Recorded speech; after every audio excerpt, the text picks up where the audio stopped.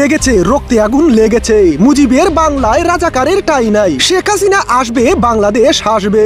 সাম্প্রতিক সময়ে গোপালগঞ্জে এনসিপি নেতাদের আশাকে কেন্দ্র করে পুলিশ ও সেনাবাহিনীর গুলিতে আওয়ামী লীগের 4 কর্মীকে নির্বিচারে হত্যার প্রতিবাদে 144 দ্বারা জারি করা কারফিউকে তোয়াক্কা না করে ফুঁসে উঠেছে গোপালগঞ্জবাসী। তাই এবার লাঠিসুটা হাতে বিশাল নেতা কর্মী নিয়ে আমার ভাই মরল কেন, জবাব চাই জবাব চাই এমন স্লোগান দিয়ে পুলিশের উপর হামলা চালায় আওয়ামী লীগ ও ছাত্রলীগের নেতা কর্মীরা।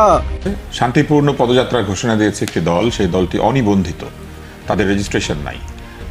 অফিসিয়ালি বাংলাদেশে তারা এখনো কোনো রাজনৈতিক দল না, তারা একটা সংঘ যারা রাজনৈতিক দল হতে চায় এবং তারা নির্বাচন কমিশনের কাছে নিবন্ধন চেয়েছে। নিবন্ধন বাতিল করলে যদি কোনো রাজনৈতিক দল রাজনীতি করতে না পারে, অথবা নিবন্ধন স্থগিত করে দিলে যদি তাদের কার্যক্রম স্থগিত করা যায়, অথবা তাদের প্রতীক বাতিল করা যায়, তাহলে ওই একই অবস্থায় যাদের নিবন্ধন নাই তারা প্রত্যেকে আছে। তার মানে একটি অনিবন্ধিত রাজনৈতিক দল পদযাত্রার ঘোষণা দিয়েছেন, সেটা তাদের কমিউনিকেশন প্র্যাকটিস, তারা জনগণের কাছে যাচ্ছেন, এতে কোনো অসুবিধা নাই।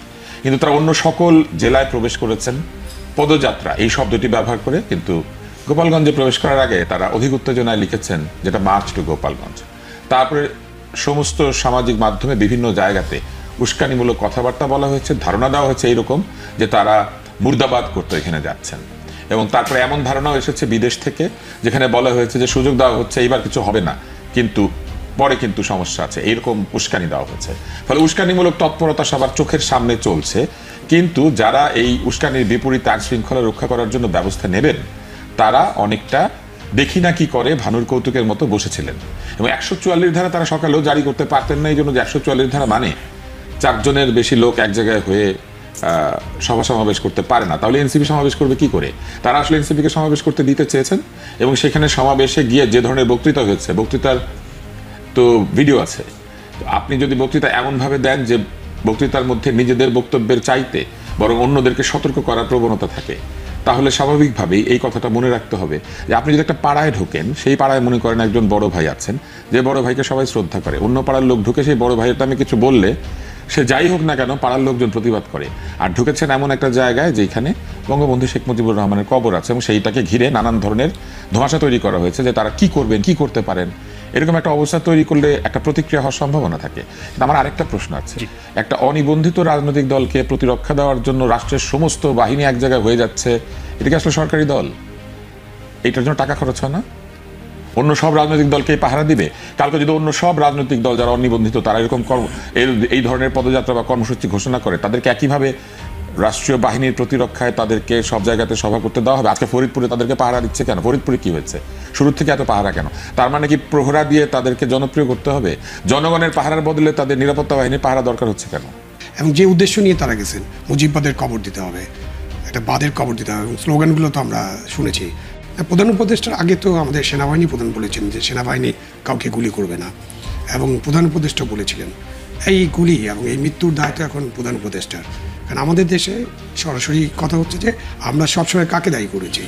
আমরা যখন আইয়ুব খান ছিল, আইয়ুব খানকে দায়ী করেছি, আমরা যখন বঙ্গবন্ধু শেখ মুজিব ছিল তাকে দায়ী করেছি, জেনারেল জিয়াকে দায়ী করেছি, জেনারেল এরশাদকে দায়ী করেছি, খালেদা জিয়াকে দায়ী করেছি, শেখ হাসিনাকে দায়ী করেছি। তো এখন এই ঘটনার দায়িত্ব পুরোপুরি ইউনূস সাহেবের। এবং এর কেন দায়িত্বটা বেশি? ইউনূস সাহেব শুধু প্রধান উপদেষ্টা নন, প্রধান উপদেষ্টা হিসেবে তো উনি দায়ী, প্রধান হিসাবে, এবং উনি কিন্তু আমাদের প্রতিরক্ষা মন্ত্রণালয়ের দায়িত্বে আছেন। এবং এখানে প্রতিরক্ষা বাহিনীর সদস্যদের আমরা দেখেছি তারা গুলি করেছেন, এবং এই অতিরিক্ত বল প্রয়োগের কারণে অন্য সরকারকে আমরা ফ্যাসিবাদী সরকার বলি আপনার হাতে রক্ত লেগে গেছে। এখন তো গতকালকের ঘটনার পরে ডক্টর ইউনূস নিশ্চয়ই বিবেচনা করে দেখবেন যে তার হাতে রক্ত লেগেছে কিনা।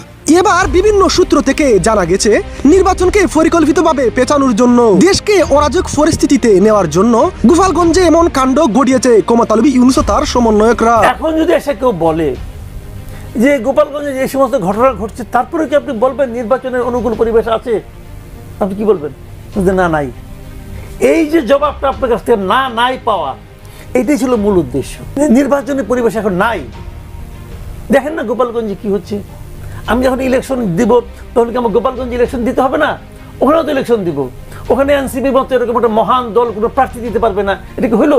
যা কিছু ঘটেছে এটা কোনোটাই অপ্রত্যাশিত ছিল না। আচ্ছা, এনসিপি তাদের মার্চ টু গোপালগঞ্জ নামে যে এটা করেছিল, এটা তারা খুব ইন্টেনশনালি করেছিল। তারা এই তারিখে ঠিক মানে আন্দোলন, জুলাই আন্দোলনের যে আজকের দিনটা তো খুব গুরুত্বপূর্ণ। আজকের এই দিনে তারা ওখানে যেতে চেয়েছে ইচ্ছে করেই, যে একটা গন্ডগোল বাধক। এটা মানতে হবে আপনাকে যে ঢাকা শহরের পরিস্থিতি আর গোপালগঞ্জের পরিস্থিতি এক না। আপনি যতই আনন্দের সঙ্গে এবং খুব সফটলি আপনি যেভাবে বলেন না কেন, আপনি হয়তো মানে একটা পার্টি নিষিদ্ধ করে দিয়েছেন, মানে একটা ছাত্র সংগঠন নিষিদ্ধ করে দিয়েছেন, এবং আপনি একটা রাজনৈতিক দলের রাজনৈতিক কর্মকাণ্ডকে নিষিদ্ধ করেছেন। তার মানে এই না আপনি নিষিদ্ধ করার সঙ্গে সঙ্গে মানুষের মন থেকে, হৃদয় থেকে পার্টিটা ভ্যানিশ হয়ে গেছে। এটা হওয়া সম্ভব না। জামাতকে তো আওয়ামী লীগ নিষিদ্ধ করেছিল, জামাত কি ভ্যানিশ হয়ে গেছিল মানুষের হৃদয় থেকে? হয়নি কিন্তু। তো এটাও সেরকম হবে না। এবং এই পার্টিটার যে মূল নেতা, পার্টিটার মানে গঠনের পর থেকে আমি বলবো, সেই সমস্ত নেতৃত্ব কিন্তু গোপালগঞ্জ জেলা থেকে। গোপালগঞ্জ জেলার মানুষের হৃদয় আপনি বলতে চাচ্ছেন সবাই এখন আওয়ামী বিরোধী হয়ে গেছে। ওখানে এই এনসিপির যে লোকগুলো বিভিন্ন মিটিংয়ে যায়, কিন্তু তারা যেভাবে অযাচিতভাবে বঙ্গবন্ধুর সমালোচনা করেন, জাতিজনক বঙ্গবন্ধুর সমালোচনা করেন, যেভাবে অপ্রয়োজনীয়, এটা প্রাসঙ্গিক না তবুও করছেন। তো এটা ওইটা উনি গোপালগঞ্জে দাঁড়িয়ে করতে চাইবেন। আচ্ছা, আর গোপালগঞ্জে মানুষ তাদের ফুলের মালা দিয়ে অভ্যর্থনা জানাবে, ভাই এটা বাস্তবতা না। তারা এটা জানে, তারা জানে না তা না, তারা জানে।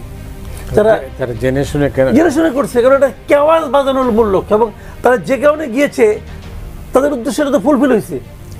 মারামারি হয়েছে, গোলাগুলি হয়েছে, ৩-৪ জন দেখলাম আহত হয়েছে, গুলি খাইছে। ওখানকার পরিস্থিতি আরও উত্তপ্ত হয়েছে। ওখানে ১৪৪ ধারা জারি হয়েছে তো। তো এগুলি কোনটাকে আপনি স্বাভাবিক বলবেন? আচ্ছা, নির্বাচনের পরিবেশ এখন নাই। দেখেন না গোপালগঞ্জে কি হচ্ছে। আমি যখন ইলেকশন দিব তখন কি আমার গোপালগঞ্জে ইলেকশন দিতে হবে না? ওখানেও তো ইলেকশন দিব। ওখানে এনসিপি মতো এরকম একটা মহান দল কোনো প্রার্থী দিতে পারবে না, এটা কি হইলো না তো। অতএব এনে বলে না যে লেভেল প্লেইং ফিল্ড নাই, অন্তত গোপালগঞ্জ তো নাই। তো এটা তো একটা এক্সকিউজ হিসেবে অসাধারণ, এবং এইটাই ক্রিয়েট করা ছিল উদ্দেশ্য বলে আমি মনে করি। আওয়ামী লীগের 4 কর্মীকে নির্বিচারে গুলি করে হত্যায় উত্তাল এবার গোপালগঞ্জ। বিক্ষুব্ধ নেতা কর্মীরা বলেন, যারা মারা গিয়েছে তারা এনসিপির উপর হামলা করেনি, এটা ইউনূস সরকারের পরিকল্পিত হত্যাকাণ্ড এমন দাবি করেন আওয়ামী লীগের নেতা কর্মীরা। তাই এটির প্রতিবাদে মাঠে নেমেছে গোপালগঞ্জবাসী।